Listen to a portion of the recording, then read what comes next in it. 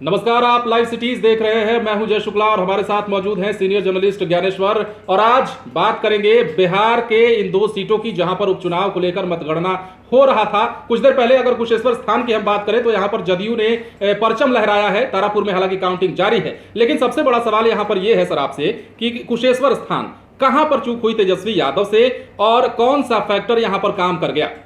देखिए, आपने कहा कहां चूक हुई। जीत तो जेडीयू को मिल गई, जीत नीतीश कुमार को मिली है, लालू यादव हारे हैं। लालू यादव ने अपने को दांव पर लगा दिया था। देखिए चूक कहां हुई, तारापुर का नतीजा आने दीजिए, फिर हम समेकित रूप से विश्लेषण करेंगे।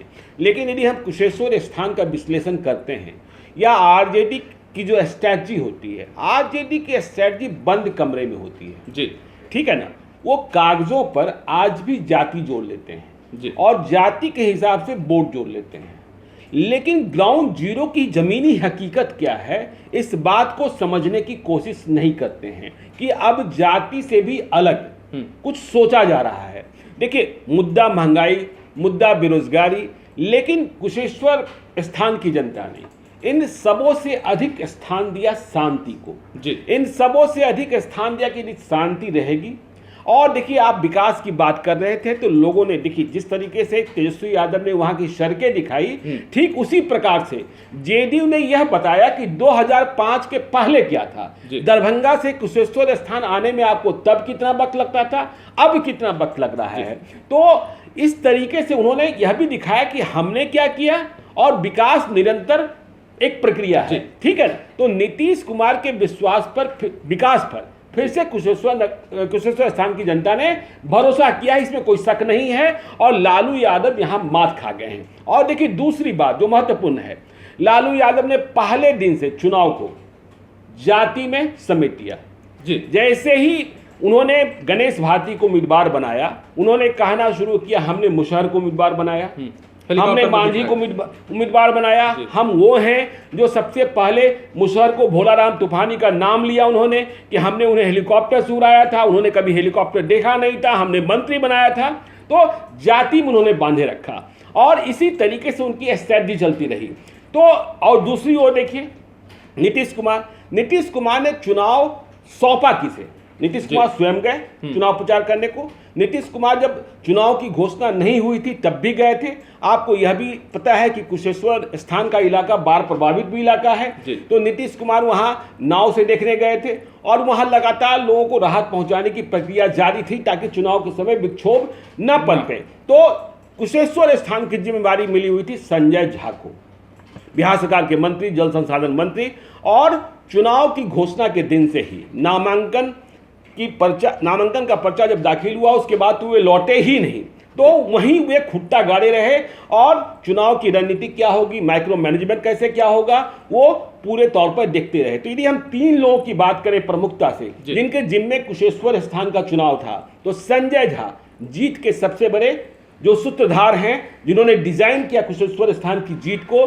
फिर दूसरा उमेश कुशवाहा, प्रदेश जनता दल यूनाइटेड के अध्यक्ष, वे भी लगातार वहां रहे। आपको पता है कि जब नामांकन का पर्चा दाखिल किया जा रहा था तो आरसीपी सिंह भी आए थे, तारापुर में ललन सिंह मौजूद थे और आरसीपी सिंह यहां आए थे। फिर लेसी सिंह, बिहार सरकार की खाद्य एवं आपूर्ति मंत्री। आपने देखा कि इधर के दिनों में विवाद भी हुआ कि जन वितरण प्रणाली और ये सब दुकानें, डीलर और ये सब विवाद हुआ। लेकिन इस जो भी विवाद हुआ, लेसी सिंह ने अपने विभाग के माध्यम से यह आश्वस्त किया कि जो बाढ़ पीड़ित हैं उनके घर तक राहत सामग्री पहुंच जाए, उनके भीतर कोई गुस्सा न रहे।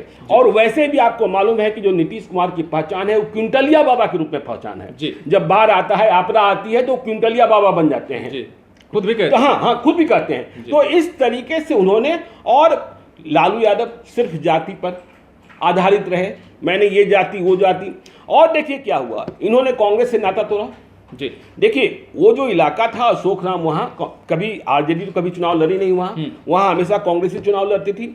और कांग्रेस के नाम पर परंपरागत जो ब्राह्मण वोटर थे करीब 12,000 वहां जी, वे उनमें 50% पोल होता था, तो वे वोट दे दिया करते थे कांग्रेस पार्टी को। लेकिन जैसे ही अशोक राम से उनकी कोई नाराजगी नहीं थी, लेकिन जैसे ही लालू यादव, मुशहर और मांझी करके गणेश भारती को लाए, देखिए कुशेश्वर स्थान का एक इलाका है जो नक्सल प्रभावित इलाका भी है, तो वो जैसे ही लाए और ये जाति की बात शुरू हुई तो ब्राह्मणों को लगा कि नहीं मुझे बचना होगा। तो बचना किससे होगा? तो आरजेडी से बचना होगा।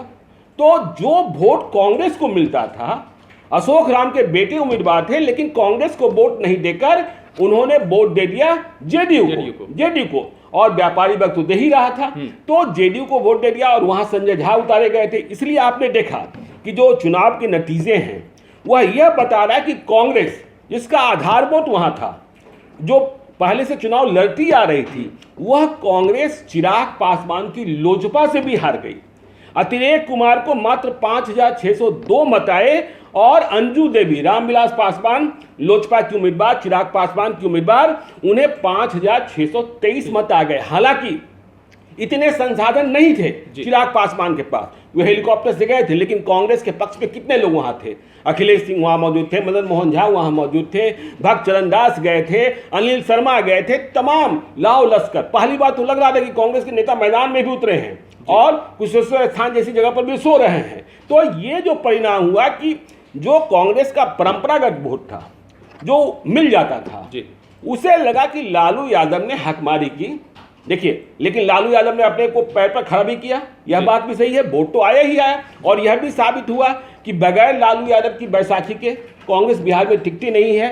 तो ब्राह्मणों ने और कांग्रेस के दूसरे परंपरागत जो वोटर थे वो वहां वोट कर दिए जेडीयू को, और इसके परिणाम का इसका जो परिणाम निकला वह जीत मिली। तो वहां 3 लोग जो मुख्य सूत्रधार थे, कर्णधार थे चुनाव के, संजय झा मंत्री, उमेश कुशवाहा जेडीयू के स्टेट प्रेसिडेंट और लेसी सिंह, ये 3 लोग कुशेश्वर स्थान की जीत का श्रेय ले जाते हैं। नीतीश कुमार को भी पता है कि वहां किसने कितना पसीना बहाया है। वैसे काफी सारे लोग लगे थे, महेश्वर हजारी लगे थे और भी बहुत सारे लोग लगे थे, लेकिन ये 3, तो ये नतीजे ये बताते हैं कि जाति से आगे जाकर भी आपको सोचना होगा और बंद कमरे और कागज पर जाति गिनकर चुनाव जीतने की रणनीति अब नहीं चलने वाली है। और अंतिम बात कि देखिए, आप चाहे जितनी बातें कर लीजिए जी, बेरोजगारी, महंगाई, सब कुछ, इसके पहले जनता शांति चाहती है जी। और नीतीश कुमार हमेशा वो 2005 के पहले का जंगल राज याद करा देते हैं जी। तो आप इस अवधारणा को जो लोगों ने सोच रखा है उसको कैसे बदलेंगे? यदि शांति नहीं होगी तो विकास का क्या फायदा, शांति नहीं होगी तो रोजगार का क्या फायदा, शांति नहीं होगी तो सस्ताई का क्या फायदा? तो इस पर सोचना होगा। तो कुल मिलाकर बात यही है कि अब जो बात है वो बिहार में लोग अब समझ चुके हैं कि कम से कम जाति आधारित तो राजनीति यहां पर नहीं चलेगी, और ये बात साफ हो जाती है कुशेश्वर स्थान पर आए नतीजों के बाद। मेरा ये मानना है, देखिए, जाति आधारित राजनीति नहीं चलेगी, मैं ये नहीं कर रहा हूं जी। मेरा ये कहना है कि जाति आधारित राजनीति को अन्य मुद्दों के साथ जोड़ना होगा और सबसे पहले आपको शांति की गारंटी देनी होगी। बिल्कुल बिल्कुल, हुड़दंग नहीं होना चाहिए। देखिए, एक सभा हुई तारापुर में बहुत बड़े नेता की, आरजेडी के, और वहां इतनी पॉकेट मारी हुई कि पूछिए मत, समझे ना जी। हाँ, तो ये सब जो चीजें हैं ना, लोगों को डरा देती है, एक इमेज बन जाती है। हाँ, इमेज बन जाती है। हाँ, तो उसी इमेज से बचना होगा जी। और जो नतीजे निकलकर सामने आ रहे हैं, कुशेश्वर स्थान की हम बात कर रहे थे, तो यहाँ पर जैसा कि हमारे सीनियर जर्नलिस्ट बता रहे थे कि क्या कुछ फैक्टर काम कर गया और क्या कुछ जादू किसका नहीं चला, ये देखने को इस बार के मतगणना के बाद जो चुनाव का नतीजा आया है, उपचुनाव का नतीजा जो आया कुशेश्वर स्थान सीट की हम बात कर रहे हैं, तो वहां पर ये देखने को मिल गया। तारापुर की बात भी हम आगे करेंगे, जैसे जैसे रुझान आने शुरू आएंगे वैसे वैसे हम बात करेंगे, लेकिन फिलहाल कुशेश्वर स्थान में जदयू जीत चुकी है और वहां पर क्या फैक्टर चला, क्या फैक्टर नहीं चला, वो आप जान चुके हैं। तारापुर के नतीजों के बारे में हम जल्द ही आपके सामने हाजिर होंगे, क्या कुछ वहां पर भी फैसला निकलकर सामने आता है। आप बने रहे लाइव सिटीज के साथ, तमाम खबरें आपको देंगे, लेकिन उसके लिए हमारे चैनल को सब्सक्राइब करें। अगर आप ये वीडियो फेसबुक पर देख रहे हैं तो पेज को लाइक करें, इसके अलावा ट्विटर पर जरूर फॉलो करें। धन्यवाद।